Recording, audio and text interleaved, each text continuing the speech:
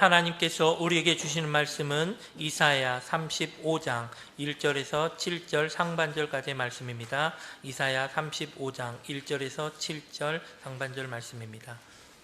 구약성서 108면에 있습니다.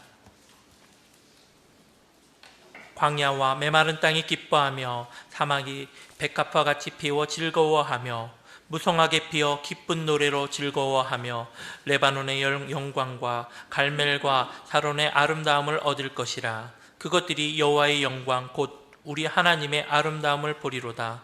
너희는 약한 손을 강하게 하며 떨리는 무릎을 굳게 하며 겁내는 자들에게 이르기를 굳세어라, 두려워하지 말라. 보라, 너희 하나님이 오사 보복하시며 갚아주실 것이라.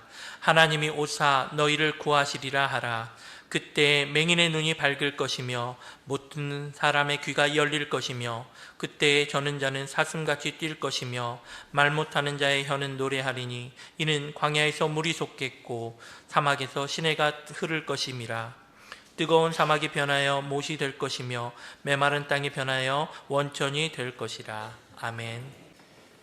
주전 586년 유다는 바벨론에 의해서 멸망하였습니다. 그리고 예루살렘 성전은 무너졌습니다. 그리고 유다 땅은 황폐화되었습니다. 그리고 유다 백성들은 바벨론의 포로로 잡혀갔습니다.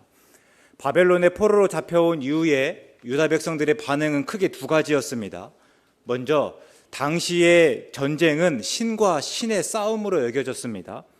즉 바벨론과 유다의 전쟁은 바벨론의 신 마르독과 유다의 신 하나님과의 싸움이었고 그 싸움에서 하나님이 졌다고 생각하였습니다. 그래서 그들은 하나님이 회복하여 주실 거라는 소망을 포기한 채 지치고 피곤한 삶을 살고 있었습니다. 물론 모든 백성들이 다 그렇게 살았던 것은 아닙니다. 다른 백성들에게 하나님은 여전히 크고 능력이 많으신 분이었습니다. 다만 그런 백성들에게도 하나님은 그들의 고난에 침묵하며 더 이상 우리에게 은혜를 베푸시지 않는 분으로 여겨졌습니다. 그들에게 하나님은 사랑이 부족하시고 우리를 상관하지 않는 분에 불과했습니다. 그러니까 하나님을 어떻게 믿든지 이렇게 알고 저렇게 알든지 간에 유다 백성들은 고통 중에서 침울하였습니다. 그래서 예언자들은 다시 하나님을 가리키고 유다 백성을 향해서 소망의 메시지를 선포하였습니다. 본문은 그 중에서 이사야의 선포입니다. 이사야는 두려움에 떨고 있는 유다 백성들에게 구원의 기쁜 소식을 선포하였습니다. 1절과 2절의 말씀에서 황폐하여 광야와 메마른 땅, 사막처럼 되어버린 유다 땅이 아름다워지고 그 땅이 기뻐하며 사막이 백합화같이 즐거워할 것이다 말하였습니다. 앞에서 바벨론의 점령을 당하면서 황폐해진 땅, 이제는 광야와 사막과 같은 그 땅이 이제는 아름다워진다 하고 죽음처럼 아무것도 기쁨이 없었던 그 땅에 이제 백합화같이 즐거워할 것이다 말하고 있습니다. 지금 유다 백성들은 두려움과 불확실한 미래 일로 불안해하고 있었습니다. 그래서 하나님은 이사야를 보내시고 이사야를 시켜서 그들을 격려하고 용기를 북돋도록 합니다. 이게 3절과 4절의 말씀입니다. 너희는 약한 손을 강하게 하며 떨리는 무릎을 굳게 하며 겁내는 자들에게 이르기를 굳세어라, 두려워하지 말라. 그리고 그 속에서 하나님을 바라보라고 하는데요. 보라, 너희 하나님이 오사 보복하시며 갚아주실 것이다 말씀하고 있습니다. 그러니까 하나님이 오십니다. 다시 1절과 2절에서 광야와 메마른 땅, 사막, 바벨론의 점령을 당하고 하나님이 떠났는 듯 하면서 광야와 메마른 땅, 사막이 어떻게 레바논의 영광과 갈멜과 사론의 아름다움을 얻을 수 있는가? 하나님 때문입니다. 우리는 종종 그곳이 어디이고 그곳이 어떠한지를 따집니다. 그러니까 그곳이 광야와 메마른 땅, 사막인지 아니면 레바논이나 갈멜이나 사론인지에 관심을 갖습니다. 그러나 성경의 관심은 완전히 다릅니다. 중요한 것은 그곳이 어디이고 그곳이 어떠한지가 아니라 그곳에 하나님이 계시는가입니다. 하나님이 계시면 아무리 광야와 척박한 땅이라 하더라도 2절에서처럼요. 여호와의 영광 곧 우리 하나님의 영광이 그대로 나타나 천국이 되는 것이고요. 반대로 하나님이 계시지 않으면 아무리 비옥한 곳이라 하더라도 아무리 부유하고 아무리 충만한 곳이라 하더라도 광야일 뿐이다 하는 거예요. 마찬가지로 그러면 왜 굳세어야 하고 왜 두려워하지 말라고 하는가? 하나님 때문입니다. 하나님이 오셔서 그들에게 대적이 보복하시고 강하고 부유하다는 이유로 교만한 자들에게는 복수하실 것이기 때문입니다. 당시 바벨론이라고 하면 여전히 크고 강한 때입니다. 지금 바벨론이 다 망해갈 때 이사야가 이 말씀을 선포하는 것이 아니에요. 여전히 크고 강하고 그 앞에서는 두려울 수밖에 없는 때입니다. 그런데 그 가운데서 굳세고 두려워하지 말라고 하는 까닭이 무엇인가? 바로 하나님 때문이다 하는 거예요. 하나님이 그들에게 보복하실 것뿐만 아니라 하나님이 유다 백성들에게는 갚아주실 것이기 때문에, 유다 백성들에게는 보상하실 것이기 때문입니다. 그래서 하나님을 믿을 때 굳세어지고 두려워하지 않을 수 있다, 이렇게 선포하고 있습니다. 이 말씀을 우리에게 적용해 보면 우리는 삶을 광야라고 합니다. 그렇게 말하는 이유가 여러 가지 있습니다. 먼저는 돈입니다. 돈은 누구에게도 충분하지 않습니다. 돈이 많은 사람이 있고 적은 사람이 있지만 이 모든 사람들의 욕구를 채우기에는 턱없이 부족합니다. 그래서 돈은 언제나 문제일 수밖에 없어요. 또 건강이 문제입니다. 가끔 잊어서 그러지 우리가 다 알지 않습니까?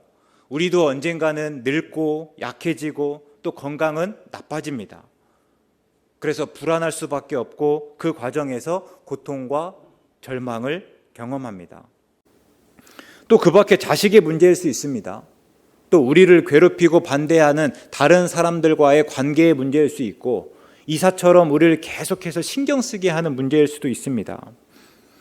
이처럼 삶은 문제투성이고 그래서 메마른 땅이고 사막과 같습니다. 그리고 그 삶을 살아가면서 우리는 약하고 떨리고 또 겁내고 두려워합니다. 그래서 그때마다 들어야 하는 거예요. 굳세어라, 두려워하지 말라, 하나님을 보라. 우리가 민수기를 한번 보면요, 이스라엘 백성이 40년 동안 광야에서 어떻게 살 수 있었는가? 문제가 없어서 그들이 잘 살 수 있었습니까? 아니요, 하나님 때문입니다. 하나님을 의지할 때 그들은 광야에 있었지만 목마르지 않을 수 있었고 배고프지 않을 수 있었습니다. 그러나 반대로 하나님이 아니라 주위의 많은 문제를 보고 또 그 속에서 불평할 때 그들은요, 죽었습니다. 명심할 것은 우리의 삶이 광야라서 우리가 죽는 것이 아닙니다. 비록 광야지만 하나님을 바라보고 하나님을 의지하면 우리는 절대 목마르지 않고 배고프지 않을 수 있습니다. 그래서 우리 삶을 광야라고 한다면 우리가 우리 삶을 광야라고 생각하면 생각할수록 우리는 더욱 하나님을 바라보아야만 합니다. 그래야 살 수 있기 때문이에요. 반대로 우리 삶이 광야라는 이유로 광야에 산적해 있는 문제만 바라보고 그 문제만 집중할 때, 그러면서 하나님께 불평할 때 우리는 죽을 수밖에 없습니다. 앞에서 언급한 돈의 문제, 건강의 문제, 좌절할 만한 여러 문제로 내 삶을 광야로 여기시는 분이 있습니까? 하나님을 바라보실 수 있기 바랍니다. 광야에서는 하나님만이 답입니다. 하나님이 그늘을 드리워 주셔야 되고 하나님이 물을 주시고 만나와 메추라기를 내어 주셔야만 살 수 있는 곳이 광야입니다. 그래서 광야는 하나님만 바라보고 하나님만 의지하는 곳이고 그때에만 살 수 있습니다. 하박국이 하나님께 묻고 또 오래 기다린 끝에 마지막에 이렇게 고백합니다. 3장 17절과 18절의 말씀인데요. 비록 무화과 나무가 무성하지 못하며 포도나무에 열매가 없으며 감람나무에 소출이 없으며 밭에 먹을 것이 없으며 우리의 양이 없으며 외양간에 소가 없을지라도 나는 여호와로 말미암아 즐거워하며 나의 구원의 하나님으로 말미암아 기뻐하리로다. 아멘.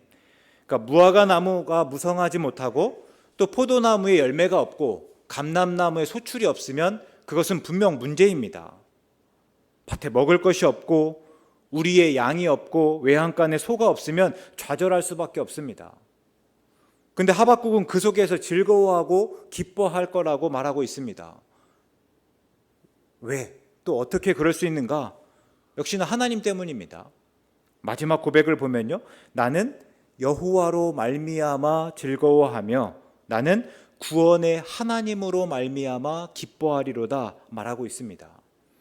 그러니까 여러 가지 문제가 있는 듯하지만 그 속에서 내가 기뻐할 수 있는 까닭, 즐거워할 수 있는 까닭, 바로 하나님 때문이다. 구원의 하나님 때문이다. 이렇게 고백하고 있습니다.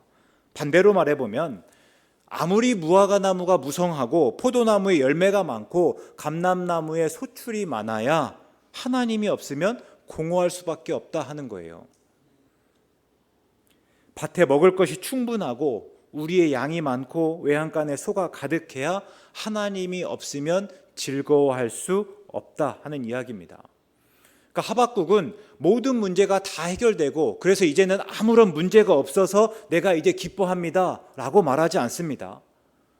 그 전과 달라진 게 아무것도 없어요. 똑같습니다. 다만 시선만 바뀌었을 뿐이에요. 그동안은 내가 문제만 바라왔습니다. 문제만 바라오면서 하나님 이 문제 어떻게 하실 거냐고, 이 문제가 너무 크고 중요하고 이 문제 때문에 우리가 너무 힘들고 아픈데 하나님 이 문제 어떻게 합니까? 우리는 어떻게 기뻐하고 즐거워할 수 있습니까? 이게 지금까지 따지는 일이었다면요, 이제는 그 시선을 하나님께로 바꾸었더니 하나님의 섭리가 보입니다. 하나님이 그 문제 가운데 가만히 있지 않으시고 하나님께서 계획을 가지고 계심을 알게 된 거예요. 하나님이 여전히 이 세상 가운데서 일하고 계시는 분임을 깨달은 것입니다. 그래서 기뻐할 수 있었습니다. 그리고 지난주 성경자 권사님 무릎 수술을 받으셨습니다. 지난 여름 동안 얼마나 힘드셨습니까? 일단은 아프셨고요. 또 못 드셨습니다. 아프고 못 드시다 보니까 힘이 없었어요. 매번 뵐 때마다 하시는 말씀이 하나님이 빨리 데려가시면 좋겠다 하는 말씀이었습니다. 그래서 차마 목사에게 부탁은 못하지만 혼자서 기도할 때는 하나님 빨리 데려가 주시옵소서 이렇게 기도하신다는 말씀이었어요. 근데 고통 중에 씨름하시면서 다시 하나님을 바라보셨습니다. 그리고 수술하기 전에는요, 온전히 하나님을 신뢰하고 하나님을 찬송하고 하나님께 감사하였습니다. 그러니까 더 이상 아프지 않아서가 아닙니다. 그동안 아팠던 모든 병이 다 나아서가 아니에요. 그냥 상황적으로는 달라진 게 없습니다. 앞으로 수술을 해야만 했고 또 치료의 과정을 겪어야만 했습니다. 근데 어떻게 바뀌었는가? 이 고통 중에 계획을 가지신 하나님을 발견하는 거예요. 나는 지금까지 문제만 보고 있었지만 내가 그 가운데 하나님을 바라보니까 이제는 내 기도가 바뀌는 거예요. 내게 문제가 하나님께는 문제가 아니라는 것을 다시 한번 깨달은 겁니다. 오늘 삶의 여러 가지 문제로 고민하시고 또 겁내시고 불안해하시는 분이 있습니까? 하나님을 찾고 하나님을 바라보실 수 있기 바랍니다.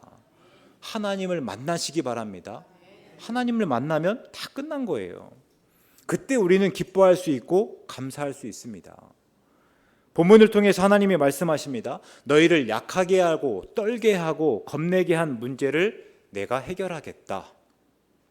문제를 볼 때에는 그 문제가 가장 커 보입니다. 그러나 하나님을 바라보면 그 문제는 정말 아무것도 아닙니다. 문제를 바라볼 때는 내가 온전히 기뻐할 수 없습니다. 즐거워할 수 없습니다. 그러나 하나님을 바라볼 때 내가 비로소 기뻐할 수 있고 즐거워할 수 있습니다. 하나님을 바라볼 때 내일을 염려하기보다 오늘 하나님을 기대하며 기뻐하고 감사할 수 있습니다. 우리가 거기에까지 자라나가실 수 있기 바랍니다. 또 이사야가 선포하였습니다. 다시 3절과 4절의 말씀인데요. 너희는 약한 손을 강하게 하며 떨리는 무릎을 굳게 하며 겁내는 자들에게 이르기를 굳세어라 두려워하지 말라. 보라 너희 하나님이 오사 보복하시며 갚아주실 것이라. 하나님이 오사 너희를 구하시리라. 그러니까 왜 굳세어라 하고 왜 두려워하지 말라고 하는가? 앞에서 하나님 때문이라고 말씀드렸는데요. 다시 얘기하면 하나님의 말씀이 선포되어서입니다. 하나님이 뜻을 정하셨고 그 뜻을 이루실 것이기 때문입니다. 우리는 주로 구원받았다 라고 말합니다. 그러니까 이미 구원받았다라고 말하는 건데요. 근데 엄밀히 말하면 우리는 구원을 아직 받지 않았습니다. 그런데 왜 마치 구원받은 것처럼 그 구원이 다 이루어진 것처럼 말하는가? 하나님이 구원을 약속하셨기 때문입니다. 다시 말하면 구원을 약속하신 분이 하나님이시기 때문입니다.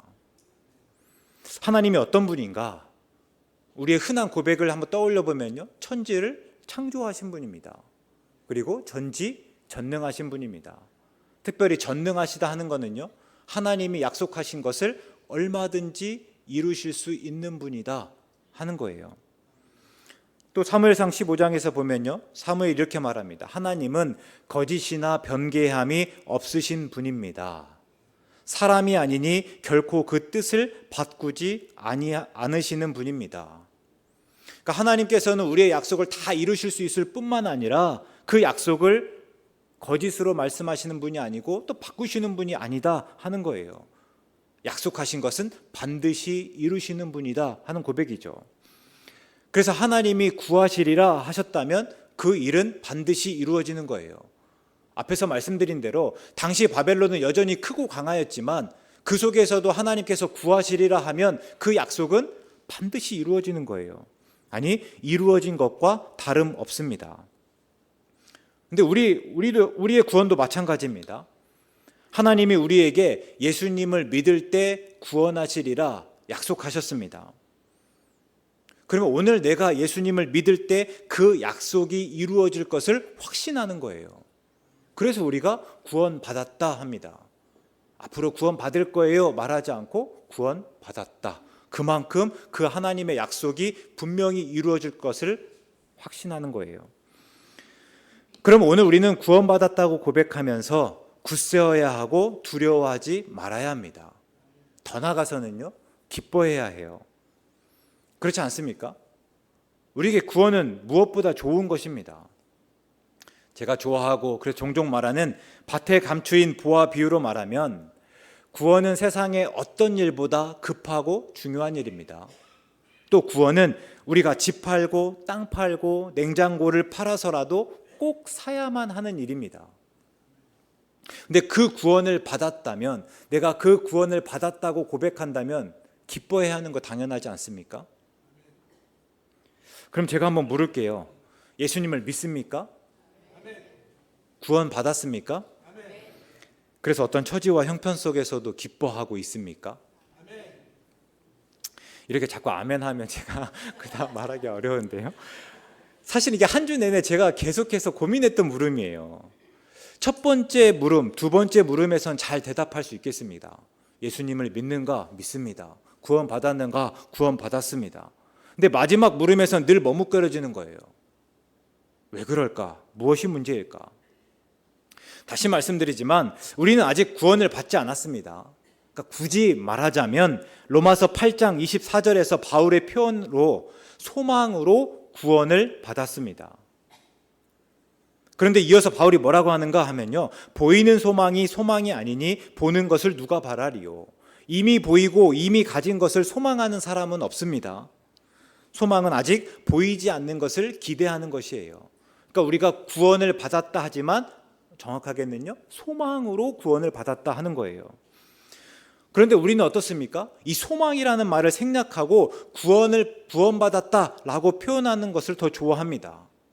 그리고 그만큼 구원의 확신을 묻고 확인하는 일을 굉장히 중요하게 여깁니다. 그리고 종종 그렇잖아요. 구원받았습니까? 구원받았습니다. 이렇게 묻고 대답하는 것을 굉장히 중요하게 여긴다 하는 거예요.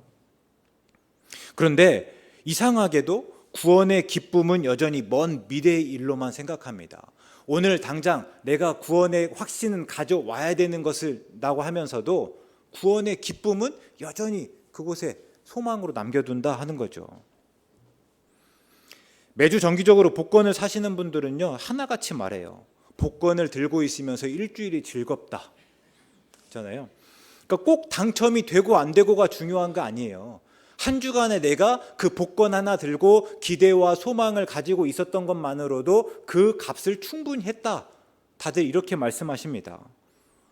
앞에 밭에 감추인 보화도 마찬가지잖아요. 그 보화를 발견한 사람은 보화를 가진다는 생각만으로도 기뻐합니다. 그 기대와 소망을 가지고도 기뻐하는 거예요. 우리가 구원을 당첨과 비교할 수는 없습니다. 구원은 그것보다 훨씬 더 크고 중요한 일입니다.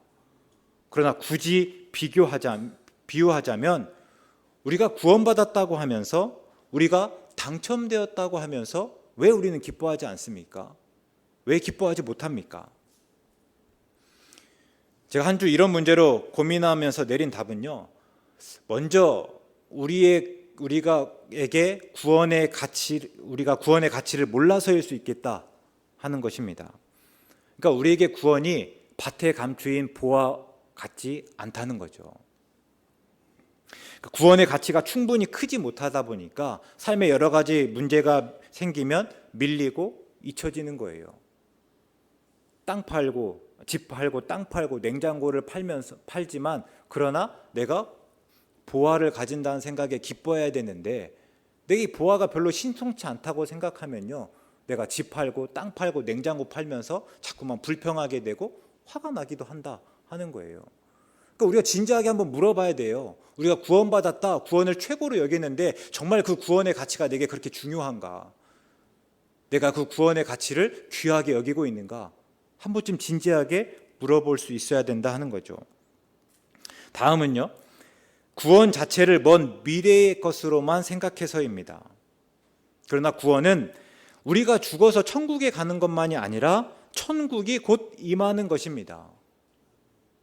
현실이 아무리 끔찍하고 고통스럽다 하지만 이게 다가 아니다, 천국이 곧 이루어진다 하는 생각을 확고하게 붙잡고 살아가는 것이에요.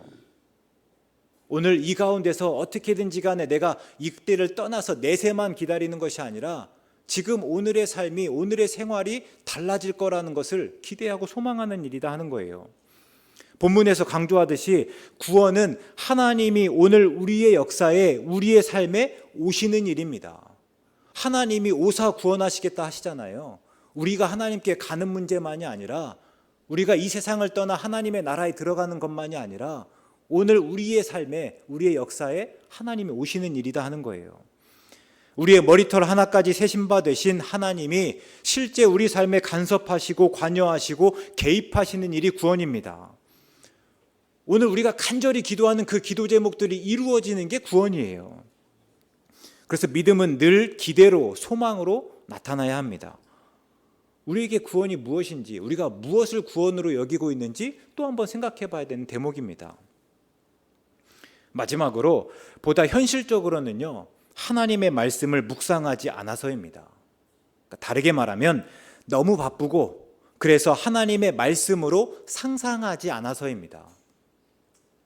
성경을 읽으면서 구원이 무엇이고 어떤 구원이 어떻게 이루어졌는지, 구원이 얼마나 좋은 것인지를 따져볼 겨를이 없고, 그래서 구원이 늘 막연한 거예요.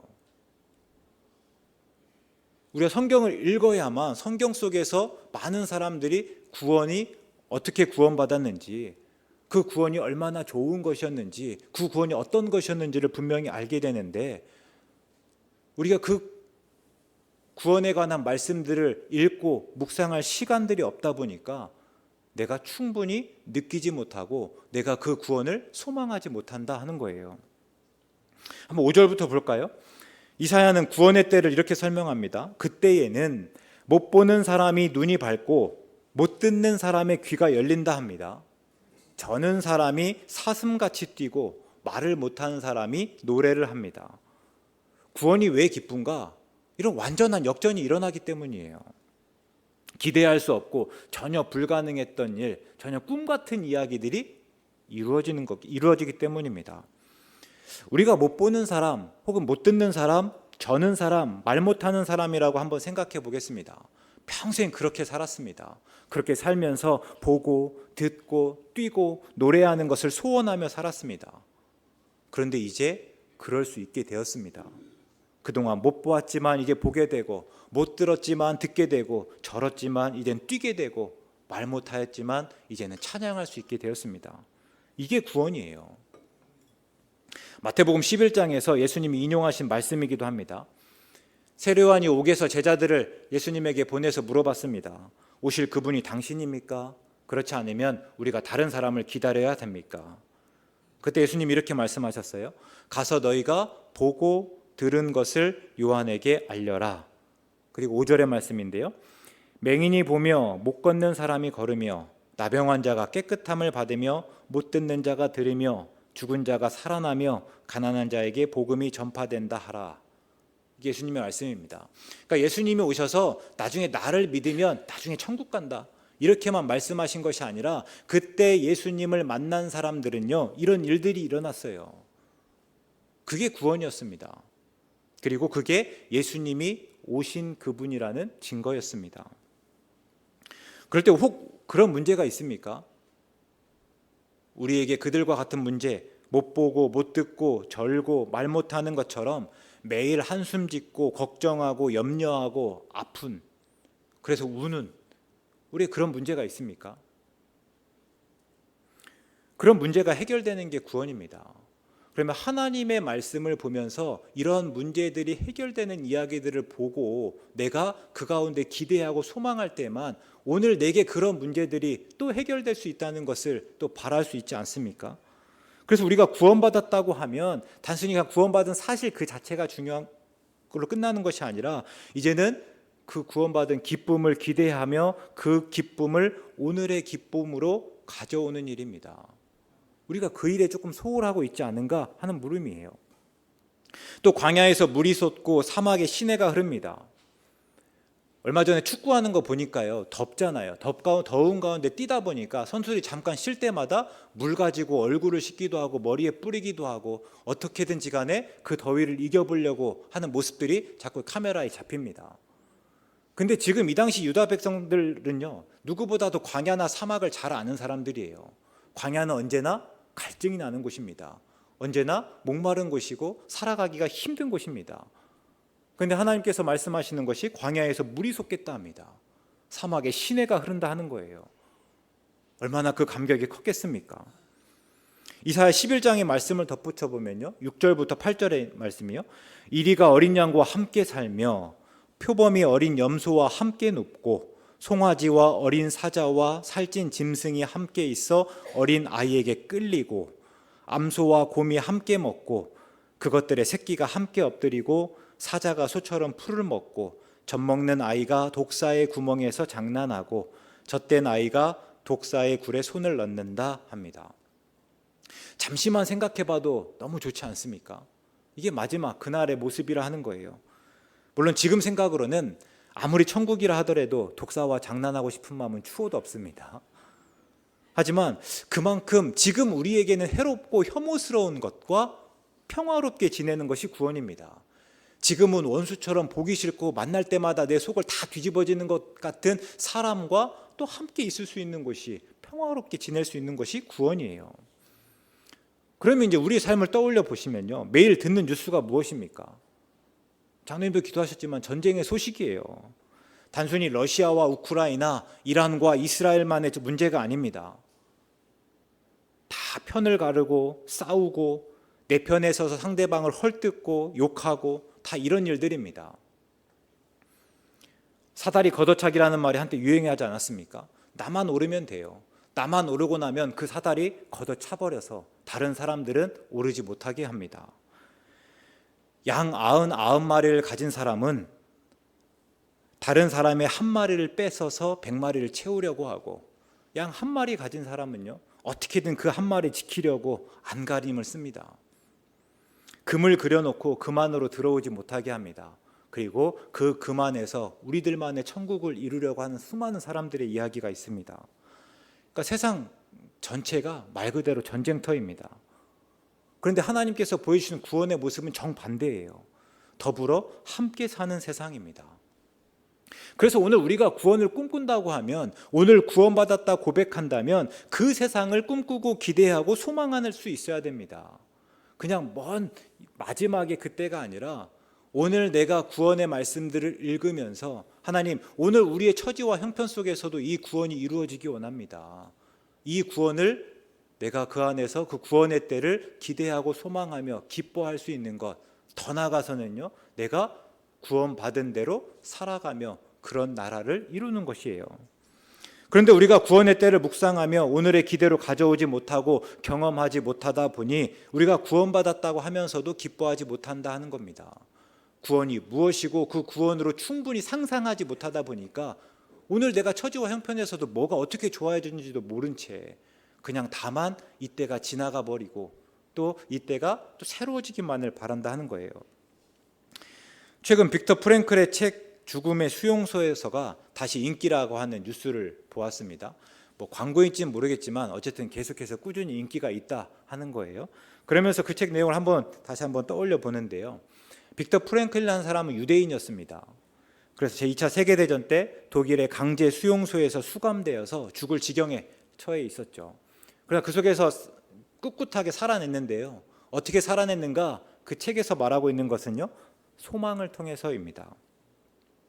빅터 프랭클은 수용소 안에서 고통스러울 때마다 떠올리는 게 있었는데요. 뭐냐면 따뜻하고 안락한 방 안에서 수많은 사람들이 있고 그 앞에서 내가 수용소 안에서 있었던 일을 강연하는 거예요. 자꾸만 그 모습을 떠올렸습니다. 그러니까 현실은 지금 강제 수용소 아닙니다. 그러나 상상 속에서 강제 수용소는 이미 지난 일이에요. 과거의 사건이 되었고 그래서 이제는 그 어려움을 객관적으로 바라볼 수 있게 되고 그 속에서도 자신만의 어떤 연구를 진행하기 수에 있기까지 했죠. 그래서 빅터 프랭클은 눈에 보이지 않는 미래에 있을 일을 오늘의 일로 계속해서 경험하였습니다. 그게 현실을 이기고 또 강제 수용소 안에서조차 기뻐할 수 있었던 이유입니다. 그러면 오늘 우리는 무엇을 소망합니까? 하나님의 어떤 말씀을 읽고 묵상하고 상상합니까? 어떤 하나님의 말씀 안에 머무시면서 어떤 하나님의 말씀을 붙들고 그래서 그 구원을 오늘 상황에 적용하고 있습니까? 그때를 떠올리며 그때의 기쁨을 알만한 시간을 어떻게 확보하고 있습니까? 혹 다만 드라마를 보면서 현실을 잊고 잠시 딴 세상으로 살아보는 것만으로 만족하고 있지는 않습니까? 그러다가 곧 현실을 마주하면서 한숨 쉬는 일을 반복하고 있지는 않는가 하는 것입니다. 분명히 말할 수 있는 것은요, 구원은 절대 이론이 아닙니다. 실제적인 기쁨과 변화가 있어야 됩니다. 오늘 내가 구원받았다 고백하신다면 내가 그 구원의 기쁨까지도 누릴 수 있어야 됩니다. 오늘 소망으로 구원을 받았다면 소망으로 구원의 기쁨을 누려가야 되는 거예요. 하나님이 선포하신 구원이 오늘 내 삶과 어떻게 연관되고 내 삶에서는 어떻게 구원인지를 계속해서 묵상할 수 있어야 됩니다. 그 구원의 모습을 떠올리며 기대하시기 바랍니다. 그것이 오늘 우리의 삶에서 하나님을 더 바라보고 더 의지하게 할 줄 믿습니다. 구원의 기쁨을 통해서 구원받았다는 확신이 더 확고해 줄 믿습니다. 그것이 우리 전주 세안교회의 모습이기 원합니다. 그것이 우리 전주 세안교회의 비전 되기를 주의 이름으로 축원합니다. 사랑의 하나님, 이제 올 가을에는 하나님의 말씀을 조금 더 묵상하겠습니다.